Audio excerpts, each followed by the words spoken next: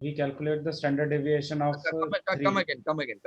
Let's say After taking the sample data, yeah, mean has come 100, the center line measurement average, right? all And right. sigma I have calculated standard deviation 3. So Okay. to summarize, I will say that uh, uh, 91 to your 99.73. yeah, and the 99.73 data will be falling 100, Plus or will falling minus under. 3 sigma. The Yeah, sigma is that's 2. yeah. If the sigma is 2, then 106 and 94 Yes, means 94, all your reading you are expected to be between 94 and 106. 94 and 106. That And will be correct statement, na? yes, in those readings, the total repeatability error will be 6 times standard deviation. Sir, can we say that Yeah. out of suppose we are having 100 errors, means Yeah. repeatability error or whatsoever. So if you are calculating 6 sigma, then Yeah. it means that we are having a 99.73 error in our means 73 in front of us. 99.73% of the error is estimated. Means out of 100, I am having 97 point something, whatever you are asking. No? That much error is we have calculated. Yes, Yeah, exactly. you can say The total that are in front of us. total error is, let us say total error is 100. Now 99.73% of the error you have accounted by multiplying the sigma by 6. But please note, you have done only a sample of measurement. You have done only a sample of measurement. Now you are going for a full-fledged collection of the data. What could be the amount of error you may commit? Right now I calculate.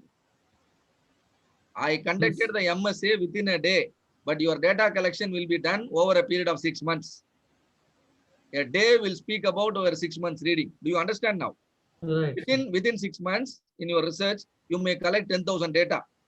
Now the 10,000 data, each data will have some error. Now all the error put together, 6 times sigma will represent 99.73% of the error. Particularly, we are measuring the precision error. One form of precision error is repeatability. Other form of precision error is reproducibility. Now I am teaching you only repeatability, right? And now repeatability. Sir, here also there is a great role of the sigma standard deviation. Yes. In both there, so this is a very big Everywhere picture. sigma only. Sigma and Sigma. center. If that is why we tell for you to understand any distribution, you need only two parameters. One is central tendency. Another one is variation. Mean and That's standard. why That's all. we people are running behind sigma. Yes, exactly. Right. Now repeatability error committed by Kunal is understood. Same way we can calculate repeatability error of Prashant, Ramya and everyone. And then I will combine so that I understand the total repeatability error. Clear? Anyway, we are also going to see a case study, right? We'll do it with the data. And now reproducibility error. Now I am showing all the appraiser. Now the first reading. Who is this first reading? Prashant Kumar. The second reading, Kunal. Third reading, Arindam. Fourth reading, Raj Singh. Each one has got an average. Am I right? That average is what you are seeing here. Average of Prashant, Kunal, Arindam, and so on. So many averages. Now, if there are n appraiser, then there will be n averages. Calculate the grand average. That is what is here.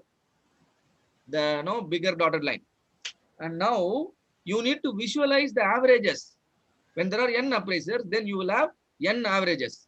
Half of the averages will be on the left side, half of the average will be on the right side. Now, what is this distribution name? Normal. Yeah, normal distribution, obviously. Sampling distribution of sample means. Sampling distribution of sample means. And now from this distribution, you calculate the sigma. That is called reproducibility sigma. That is called reproducibility sigma. And what is the total reproducibility error? I can expect 6 times sigma of the reproducibility. How come 6 comes? Because I am able to explain 99.73% of the error. I am able to account for 99.73% of the error. Now this song, all of us. Right. And now, see, generally precision is the principal concern. Inaccuracy due to linearity or constant bias can typically be corrected through calibration, but precision you cannot correct easily. There is no standard procedure available. Only by training your people, only by equipping your measurement system properly, you can ensure the precision error is under control. 10% is allowed, not more than that, right? And now see here, sigma repeatability, all of you are familiar. Sigma reproducibility, all of you are familiar. Am I right? Just now we discussed. Now you need to combine both. When you are working with standard deviation, you cannot add the standard deviation just like that. Square the standard deviation, add them, and take the square root. That is called combined sigma.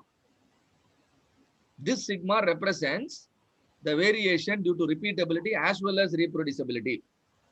Hope all of you are with me. And now, after combining the sigma, multiply by 6. You know the meaning why we are multiplying by 6, isn't it? When sigma is known, multiplying by 6 will help me understand the total measurement error. This total measurement error is otherwise called as precision error. Is otherwise called the precision error because precision means the repeatability and reproducibility. And now, when I say error is this much, I should know the denominator also. Suppose, for example, if your exam score is 70, the denominator is very important. 70 out of 100 has a meaning and 70 out of 200 has some other meaning. Am I right? Yes. So denominator is important. Same way, when I say precision error is 6 times sigma, what is the proportion of this 6 error with respect to my tolerance? The denominator is tolerance. What is the tolerance? USL minus LSL. Here I mean customer tolerance. When customer has given me a tolerance, out of the tolerance range, what percentage of the area I am occupying in the form of error? That is called precision tolerance ratio. This precision tolerance ratio should be less than 10%. What do I mean by 10%? When the customer tolerance zone is 100 mm, 10 mm error is okay. Overall 10 mm error in your calculation is okay. But generally it is expressed as a percentage. I am only, to help you understand, I am telling it in mm, but generally you must speak in terms of percentage only. 10% of your tolerance zone can be occupied by error, but not more than that. Hope all of you understand what is precision tolerance ratio. The precision tolerance ratio is otherwise called gauge R&R. Is otherwise called gauge R&R, right? And now this gauge R&R, when it is less than 10%,